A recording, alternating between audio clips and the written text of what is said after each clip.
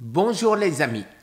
Eh ben oui, mon fils vient d'être testé positif au coronavirus et je l'ai vu ce samedi.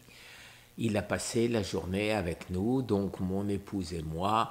Actuellement, on fait ce qu'on pense croire savoir afin de n'être pas contaminé.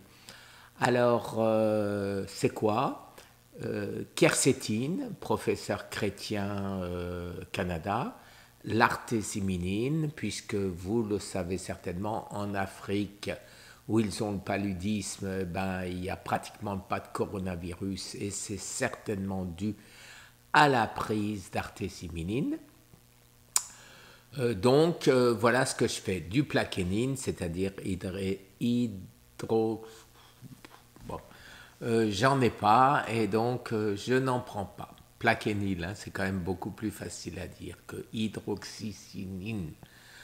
Voilà les amis, à part ça, eh ben, écoutez, je vais très bien, je suis toujours dans l'expectative, je suis toujours en train de faire les recherches sur qui a raison.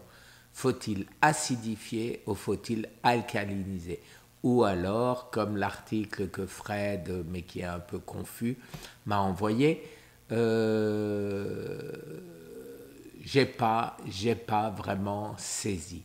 J'ai pas vraiment saisi dans la mesure où je sais que le cancer est alcalin, mais que pour vivre, il a besoin d'un milieu acide.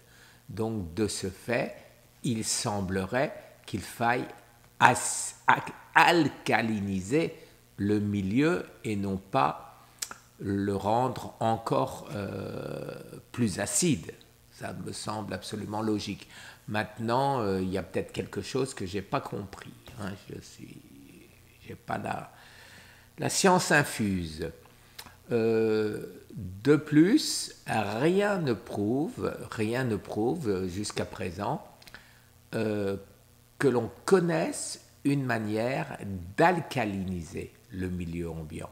On sait que quand on prend, par exemple, du bicarbonate de soude, on alcalinise son urine, puisque de 4,4, c'est l'urine, le taux normal du cancéreux, ça passait aux environs de 8, c'est ce que j'ai fait pendant des mois.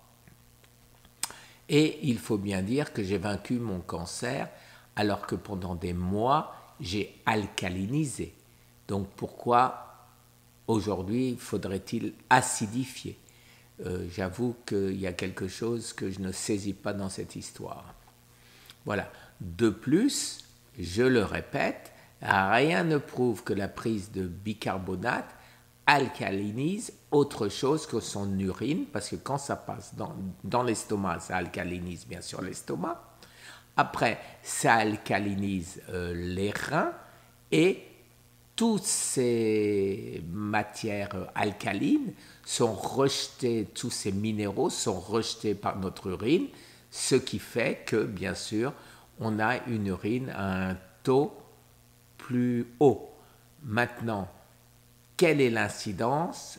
Personne ne le sait et croyez-moi, j'ai fait de nombreuses recherches et demandé à des amis spécialistes de rechercher et ils n'ont rien trouvé non plus. Maintenant, le coronavirus et le cancer. Voilà.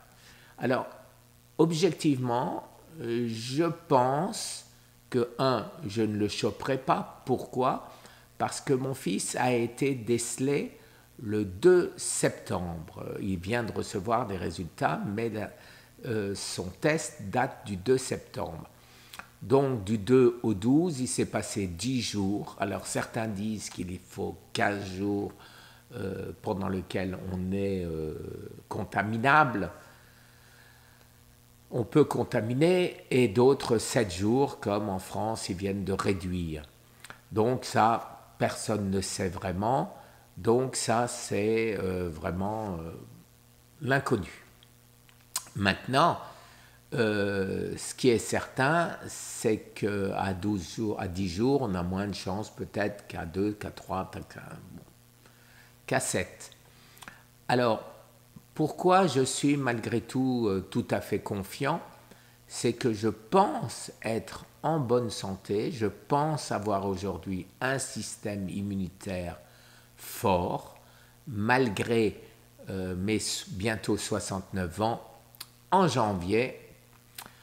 Donc je pense que ça passera comme une grosse grippe si jamais je le chope.